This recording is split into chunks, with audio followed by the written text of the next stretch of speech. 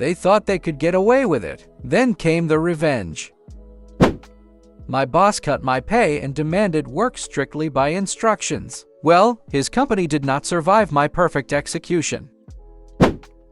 My boss decided to cut expenses by slashing my bonuses and eliminating overtime pay. I was the sole system administrator for a medium-sized logistics firm, keeping their ancient, fragile server rack alive through sheer willpower and weekend maintenance. When I complained, he looked at me coldly and said, "If you don't like it, work strictly by your contract. Follow the instructions to the letter. No unpaid overtime, no extra tasks, no step left or right, or you are fired." I nodded, smiled, and said, "Understood. From now on, I will strictly follow the contract."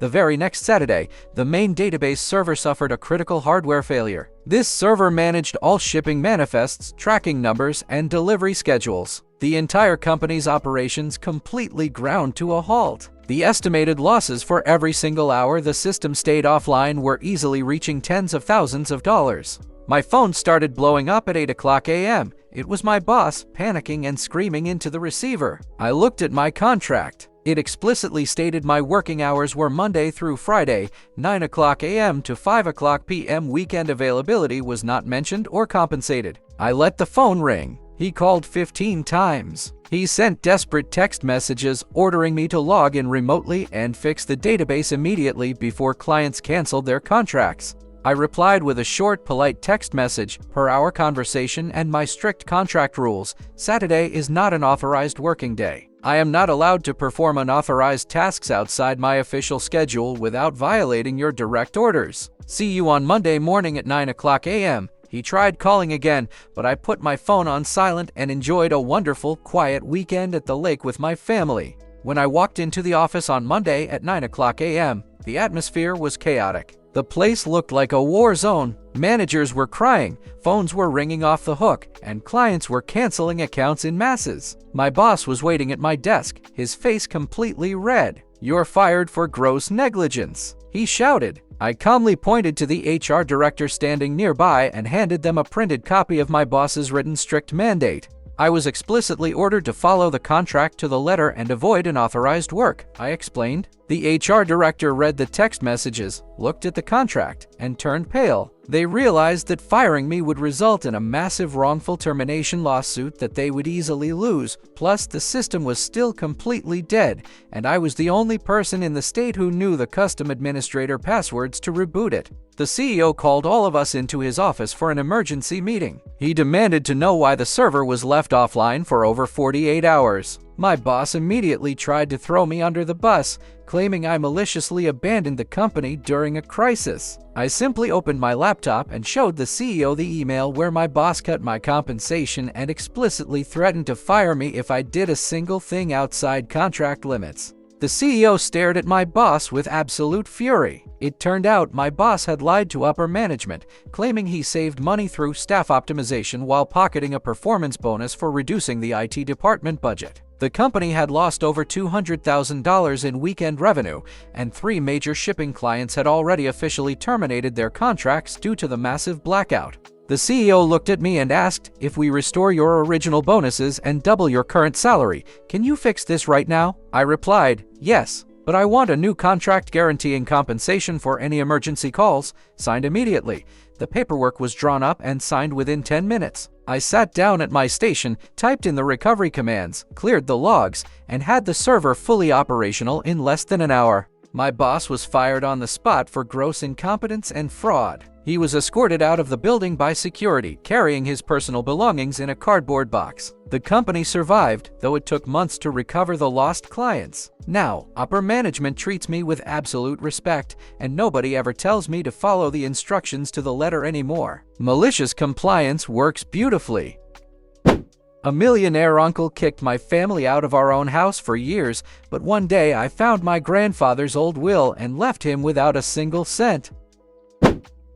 My uncle was a wealthy, arrogant real estate developer who loved looking down on my parents. When my grandfather passed away 10 years ago, we were living in a beautiful suburban house that grandfather had built with his own hands. My uncle suddenly turned up with a legal document claiming grandfather had sold the entire property to him for a nominal fee just months before his death. We were devastated and forced to pack up and leave. My parents couldn't afford a long legal battle against a millionaire, so we moved into a cramped, noisy apartment. My uncle rented our beloved family home out to strangers, using it as a passive income stream while constantly bragging about his business brilliance at family dinners. I grew up watching my parents struggle financially while he bought sports cars. I promised myself I would find a way to fix this injustice. Years later, I was a law student working as an unpaid intern at an old, established legal archive firm. One afternoon, my supervisor tasked me with organizing old, uncatalogued estate files from a prominent retired attorney who had passed away. As I was sorting through dusty boxes of documents from a decade ago,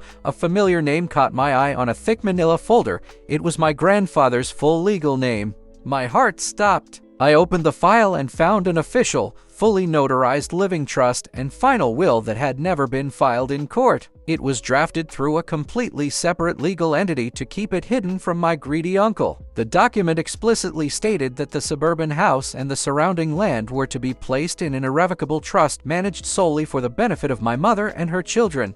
The date on this valid will was exactly 3 weeks after the fraudulent deed my uncle had used to evict us. Under state law, a newer, certified notarized will automatically revokes any previous property arrangements or transfers made under questionable circumstances. I immediately realized that my uncle's highly praised deed was completely worthless, and he had been illegally occupying our property for an entire decade. I didn't confront him right away. I brought the certified file to a top-tier estate litigation professor at my university who agreed to represent my mother pro bono because the case was a slam dunk. We quietly filed a massive lawsuit in probate court for property conversion, fraud, and unlawful eviction, serving my uncle with the court papers during a massive corporate dinner party he was hosting. He laughed when he saw the papers, calling us pathetic. But his laughter died when his corporate lawyers looked at the certified documents from the archive. The evidence was undeniable. The judge not only ordered the immediate return of the property deed to my mother,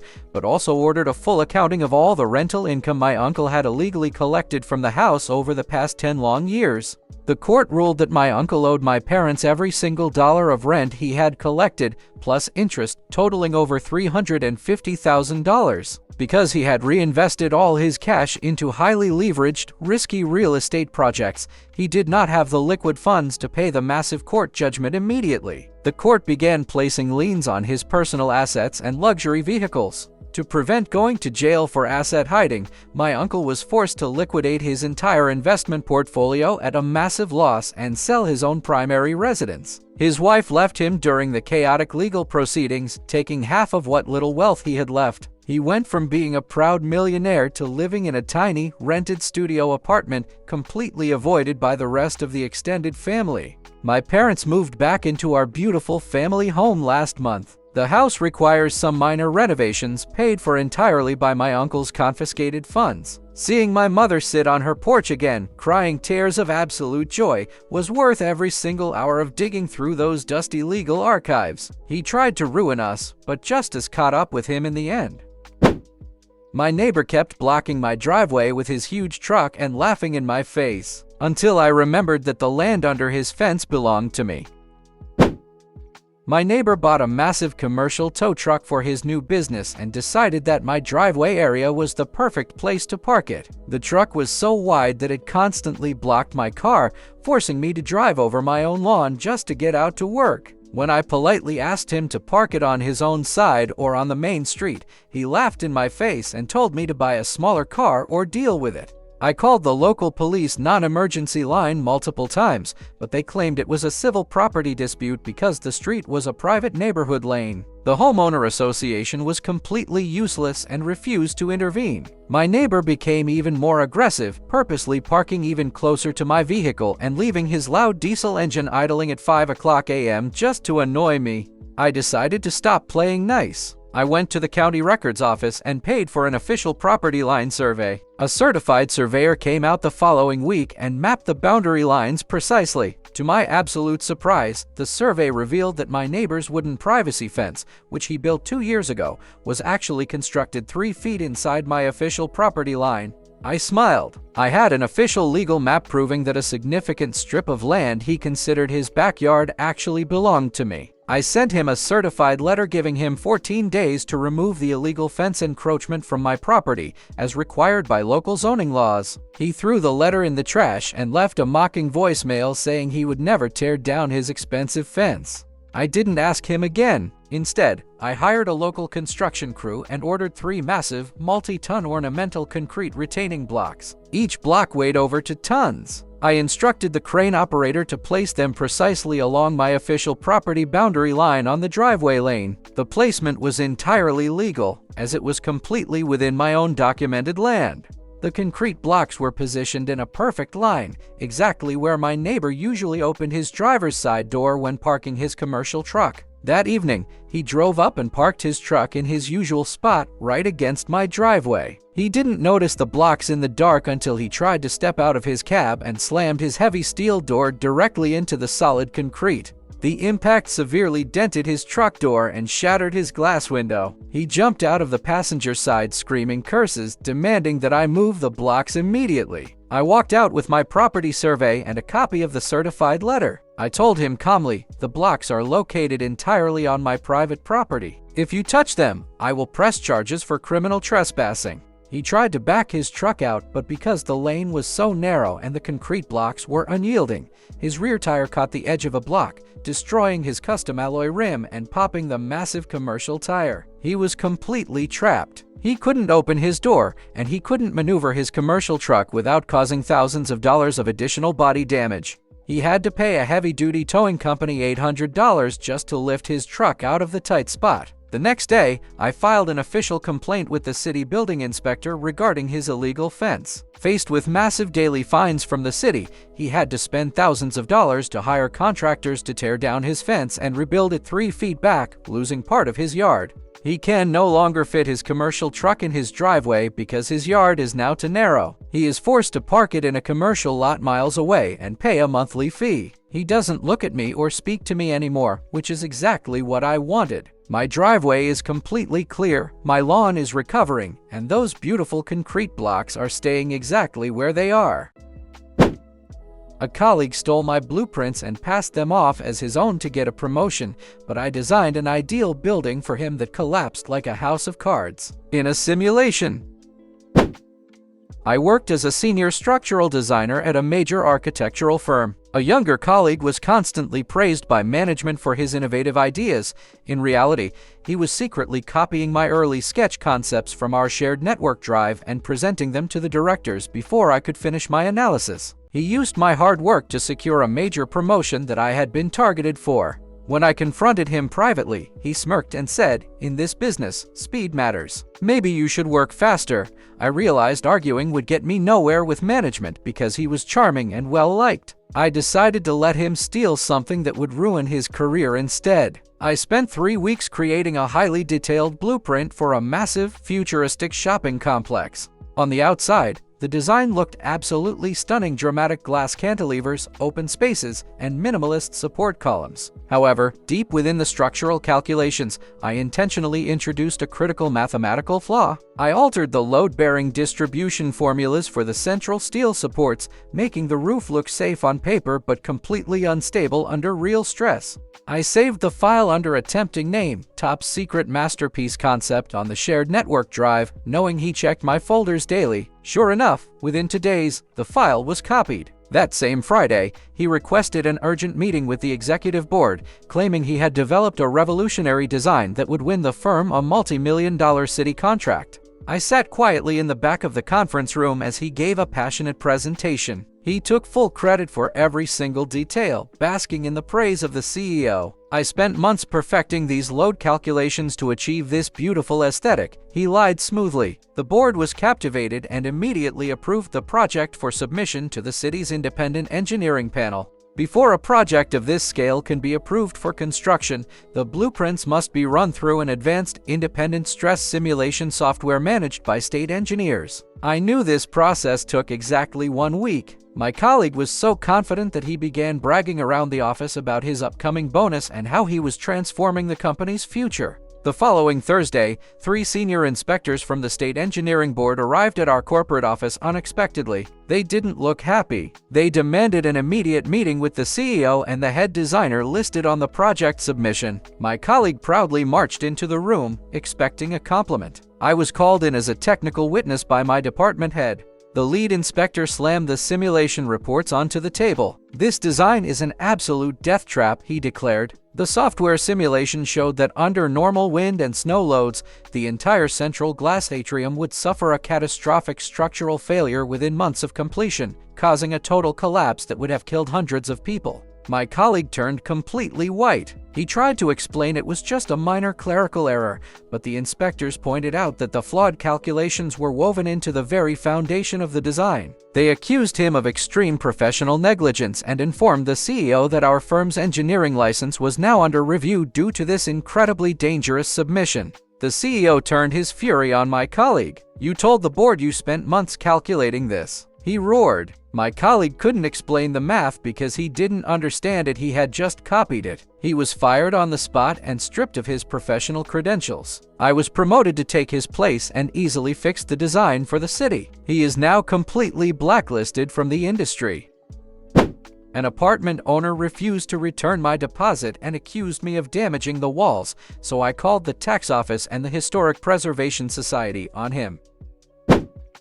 My landlord was a notoriously greedy man who owned several properties in an upscale, historic district of the city. When my lease ended, I left the apartment in immaculate condition, scrubbing every corner. Instead of returning my $3,000 security deposit, he sent an itemized list claiming the entire amount was being withheld to repair extensive structural wall damage. The alleged damage consisted of normal minor scuff marks from furniture, which legally falls under standard wear and tear. When I called him to dispute the charges, he laughed and said, "Go ahead and sue me. Lawyers will cost you more than $3,000. You're a young kid, you don't know how the world works. The money stays with me." I hung up the phone, furious but determined.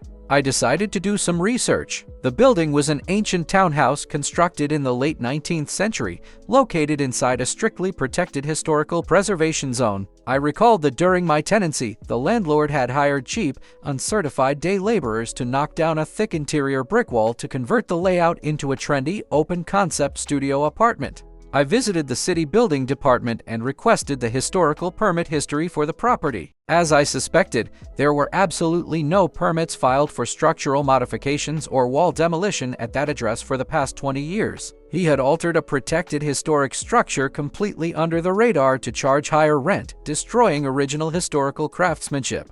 I didn't stop there. I contacted a friend who worked in real estate finance and looked up the property's registration. It turned out the landlord was registered as living in the apartment as his primary residence to avoid commercial property taxes, while secretly renting it out to tenants like me cash in hand or through private bank transfers without declaring the income. I prepared 2 detailed packages of evidence. The first package went straight to the State Internal Revenue Service, containing copies of my monthly rent receipts, bank statements showing transfers to his account, and a copy of the lease agreement proving he was running an undeclared commercial rental business while evading thousands of dollars in rental income taxes. The second package went to the Municipal Historic Preservation and Heritage Society, complete with before and after photographs of the interior brick demolition that I had taken during my move-in and move-out inspections. This department is notorious for being incredibly strict, as preserving the city's architectural history is treated with utmost priority by local government.